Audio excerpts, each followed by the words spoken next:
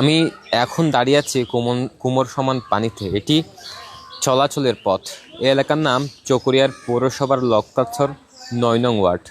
এখানে গত দুদিন আগে বুক সমান পানি ছিল, এখন অনেকটা পানি কমে এসেছে। গতকাল থেকে বৃষ্টি কমায় চকরিয়ার উপজেলার বিভিন্ন জায়গায়, যেসব জায়গায় বন্যা দেখা দিয়েছে, পানিতে প্লাবিত হচ্ছে, সেগুলো অনেকটা কমে আসে। তবে এখনো পর্যন্ত কোমর সমান পানিতে ডুবে আছে।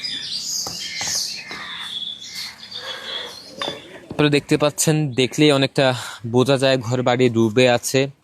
এ পাশেই যে ঘর বাড়িগুলো ছিল সেখানেও ডুবে আছে। এখানকার মানুষের সাথে কথা বলেছিলাম, তারা যেমনটি বলছেন গত দুদিন ধরেই তারা নিজ বাসা ত্যাগ করেছেন, যেহেতু পানির উচ্চতা সবচেয়ে বেশি ছিল। যদিও এখন অনেকটা পানি কমছে, তবে এখনো পর্যন্ত যে পরিমাণ পানি আছে তাতেই বলা চলে খুব বেশি দুর্ভোগ এখন পর্যন্ত চকরিয়া রয়েছে। যেহেতু মাতামুহুরী নদীর ঠিক পাশে আমি অবস্থান করছি এবং মাতামুহুরীর পাশে এলাকায় লক্ষ্যাছর এবং এই কক্সবাজার